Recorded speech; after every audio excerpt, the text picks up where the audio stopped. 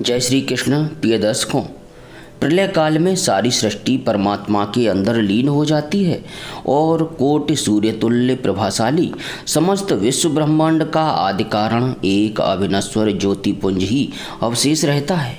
स्वेच्छामय परमात्मा के उस ज्योति स्वरूप के मध्य में त्रिलोकी अंतर्हित रहती है।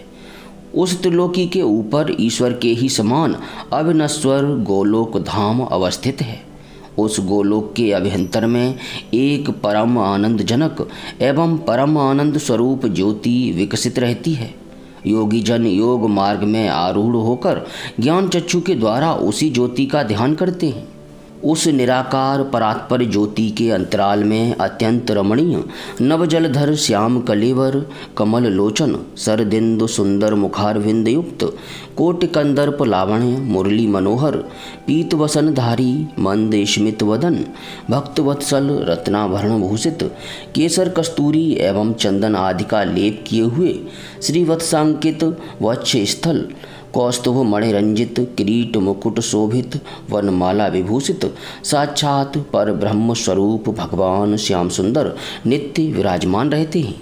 वे सर्वाधार निरीह निर्विकार मंगलमय सिद्धिप्रद सिद्धीश्वर सत्य अक्षय अव्यय एवं निर्गुण हैं। उन्होंने अखिल विश्व एवं गोलोक को प्राणी शून्य निर्जन निर्वात वृक्ष शैल सरित समुद्र आदि विहीन सस्य तृण विवर्जित शून्यमय देखकर मानसिक संकल्प के द्वारा स्वेच्छापूर्वक सृष्टि रचना प्रारंभ की।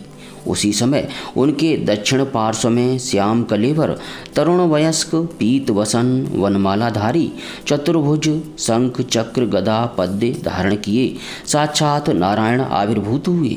उनका मुखारविंद मंद स्मित युक्त था। वे अनेक प्रकार के आभूषणों तथा कौस्तुभ मणि से विभूषित थे। सारंग धनुष कंधे पर लटकाए हुए थे। उनका मुख चंद्रमा के समान दीप्यमान था और वक्ष स्थल श्रीवत्स के चिन्ह से अलंकृत था। उनका रूप लावण्य कामदेव के तुल्य था। वे प्रकट होते ही भगवान श्याम सुंदर की स्तुति करने लगे और स्तुति समाप्त होने पर उन्हीं के इशारे से उनकी बगल में एक रत्न जटित सिंहासन पर विराजमान हो गए। इसके अनंतर भगवान के वाम पार्श्व से शुद्ध स्फटिक के समान शुभ्रवर्ण पंचवदन दिगंबर महेश्वर आविर्भूत हुए। उनकी कांति तप्त कांचन के समान उज्ज्वल थी और मस्तक में कपिस वर्ण जटा कलाप फहरा रहा था। उनके सुप्रसन्न बदनार विंद मंद हास्य युक्त थे। प्रत्येक मुख में 3-3 नेत्र थे और ललाट में बाल चंद्र सुशोभित था। वे योगियों के भी परम गुरु त्रिशूल पट्टिस आदि अस्त्र शस्त्र एवं जपमाला धारण किए हुए थे। उनका मनोहर रूप चंद्रमा का भी तिरस्कार करता था। उन्होंने पुलकित गात्र सहस्त्रु नयन एवं गदगद स्वर से भगवान की स्तुति की और उनके बताए आसन पर बैठ गई। उनके बैठ जाने पर भगवान के नाभि कमल से एक महातपस्वी कमंडलू हाथ में लिए वृद्ध पुरुष प्रादुर्भूत हुए। उनके चारों दिशाओं में 4 मुख थे। वे शुक्ल वसन पहने हुए थे। उनकी मनोहर दंतावली तथा केश कलाप भी शुभ्र वर्ण थे।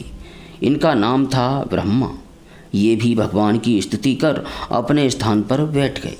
इसी प्रकार परमात्मा श्री कृष्ण के वक्ष स्थल से धर्म और धर्म के वाम पार्श्व से एक अत्यंत रूपवती कन्या प्रादुर्भूत हुई।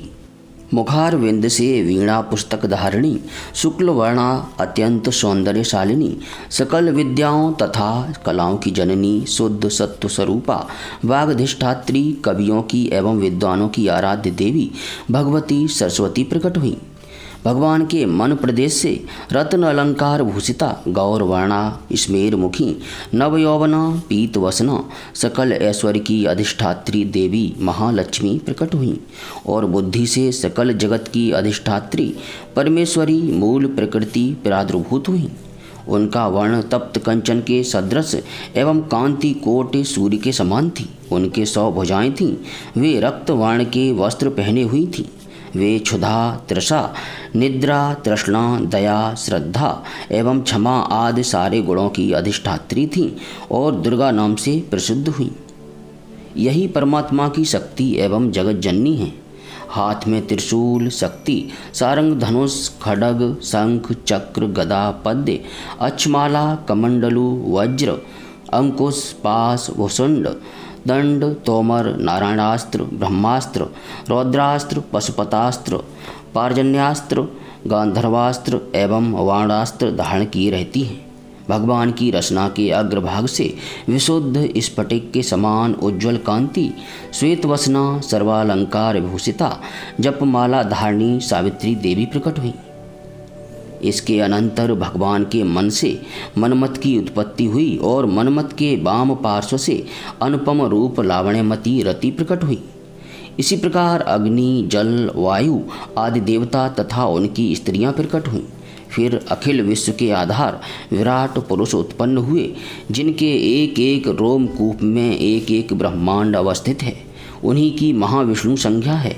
वे महारणम में पाद्यपत्र की भांति शयन करते रहते हैं। उनके कान के मैल से मधु कैटव नामक 2 दैत्य उत्पन्न हुए। वे ब्रह्मा जी को मारने दौड़े। भगवान नारायण ने उनका वध करके ब्रह्मा जी की रक्षा की। उन दैत्यों के मैद से पृथ्वी उत्पन्न हुई, इसीलिए उसे मैदिनी कहते हैं। फिर भगवान के वाम पार्श्व से श्री राधा उत्पन्न हुई, जो भगवान की प्राणाधिष्ठात्री तथा उन्हें प्राणों से अधिक प्यारी है। श्री राधा के रोम विवरों से कई करोड़ स्थिर यौवना गोपांगनाएं प्रकट हुईं और भगवान के रोम कूपों से 30 करोड़ गोप एवं नाना वर्ण की गौएं, बैल तथा बछड़े उत्पन्न हुए, जिनमें कई कामधेनु थीं। उनमें से एक मनोहर बैल, जो बल में करोड़ सिंहों के समान था, भगवान ने श्री शंकर को वाहन रूप में प्रदान किया। इसी प्रकार भगवान के चरणों के नखरंध्रों से मनोहर हंसों की पंक्तियां उत्पन्न हुई। उनमें से एक महान बलशाली राजहंस भगवान ने ब्रह्मा जी को दिया, जिस पर वे सवारी करने लगे। भगवान के बाएं कर्ण विवर से श्वेत तुरंगों की एक कतार उत्पन्न हुई, जिसमें से एक सुंदर घोड़ा भगवान ने धर्म को दिया। दक्षिण कर्ण कुहर से अत्यंत बलशाली मृगेंद्रों की अवली उत्पन्न हुई। उसमें से एक सिंह भगवान ने श्री दुर्गा को दिया। भगवान के गुह्य प्रदेश से गुह्यक यक्ष तथा उनके नेता कुबेर तथा भूत, पिशाच, प्रेत, कूष्मांड, ब्रह्म, राक्षस एवं बेताल आदि उत्पन्न हुए और कुबेर के वाम पार्श्व से कुबेर की पत्नी कुबेरी उत्पन्न हुई। इसी प्रकार भगवान के मुख कमल से चतुर्भुज, शंख, चक्र, गदा, पद्यधारी, बनमाला, पीतवसन, श्यामवर्ण, किरीट, कुंडल विराजित, रत्न भरण भूषित पार्षद उत्पन्न हुए। भगवान ने नारायण को पार्षद, कुबेर को गुह्यक एवं शंकर को भूत प्रेत आदि प्रदान किए। भगवान के दक्षिण नेत्र से भयंकर त्रिशूल, पट्टिस, गदा आदि धारण किए। त्रिनेत्र, विशालकाय, दिगंबर, चंद्रशेखर, अग्निशिखा के समान तेजस्वी, शिवतुल्य रुरु, संहार, काल, असित, क्रोध, भीषण, महाभैरव एवं खटवांग नाम के अष्टभैरव उत्पन्न हुए। उनके वाम नेत्र से दिक्पालों के अधीश्वर ईशान देव उत्पन्न हुए। नासिकारंध्र से सहस्त्रों डाकिनी, योगिनी एवं क्षेत्रपाल उत्पन्न हुए और पृष्ठ देश से 3 करोड़ दिव्य मूर्तिधारी देवता उत्पन्न हुए। इसके अनंतर भगवान ने महालक्ष्मी और सरस्वती नारायण को प्रदान की। सावित्री ब्रह्मा जी को, मूर्ति कर्म को, रति काम को, मनोरमा कुबेर को और इसी प्रकार अन्य कन्याएं अपने अपने योग्य वरों को प्रदान की। फिर शंकर जी को बुलाकर कहा कि आप श्री दुर्गा जी को ग्रहण कीजिए। इस पर शंकर जी बोले, इस समय मैं इन्हें अंगीकार करना नहीं चाहता, क्योंकि इनके परिग्रह से आपकी भक्ति में बाधा पहुँचेगी।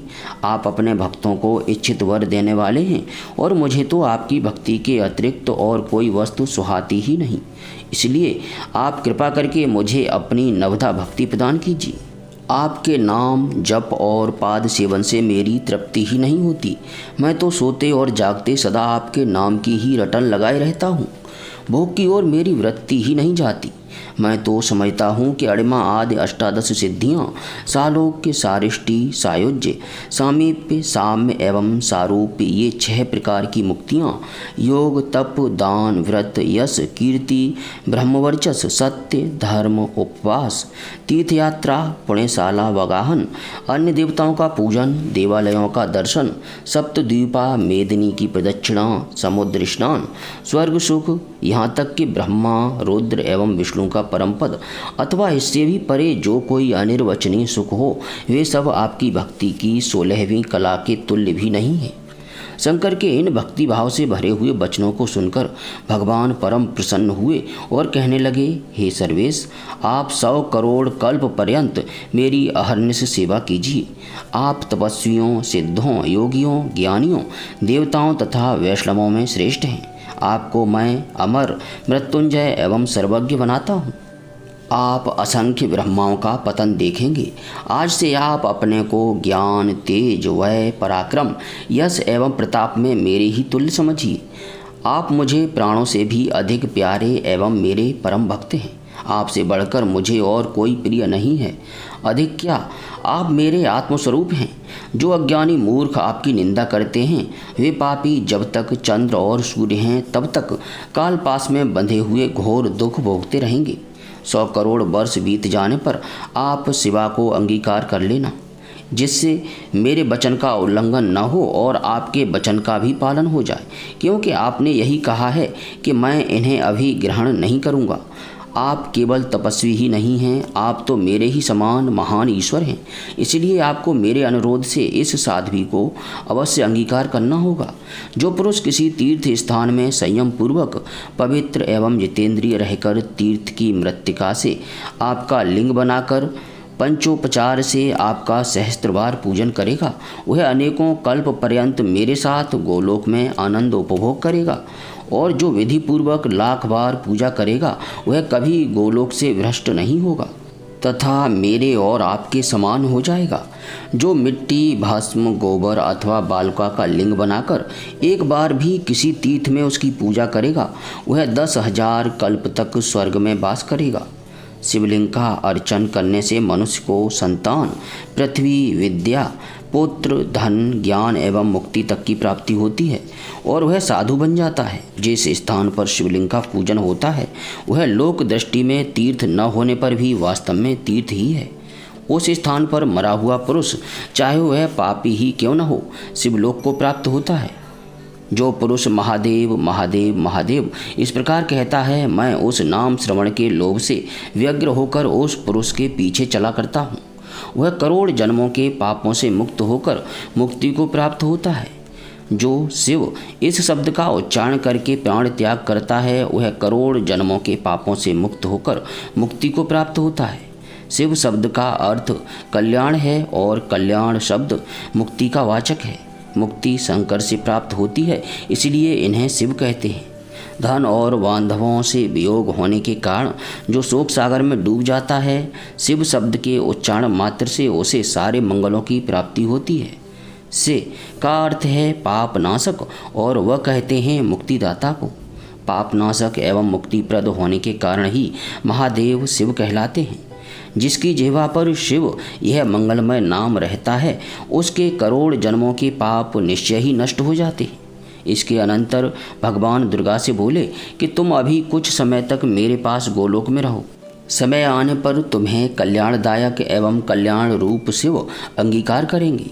तुम समस्त देवताओं के तेज पुंज से आविर्भूत होकर सारे दैत्यों का संहार करोगी और सर्वपूज्य बनोगी। किसी खास कल्प के सतयुग में तुम दक्ष प्रजापति के यहाँ प्रकट होकर शिव को वर्ण करोगी और फिर पार्वती रूप से पर्वतराज हिमालय के यहाँ प्रकट होकर 1000 दिव्य वर्ष पर्यंत शिव पत्नी होकर रहोगी। इसके अनंतर तुम शिव के अंदर लीन होकर उनके साथ अभेद को प्राप्त होगी।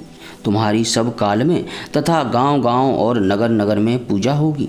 जो तुम्हारा भजन करेंगे उनके यश, कीर्ति, धर्म एवं ऐश्वर्य की वृद्धि होगी। प्रिय भाई बहनों, यह प्रसंग हमने ब्रह्म वैवर्त पुराण से लिया है।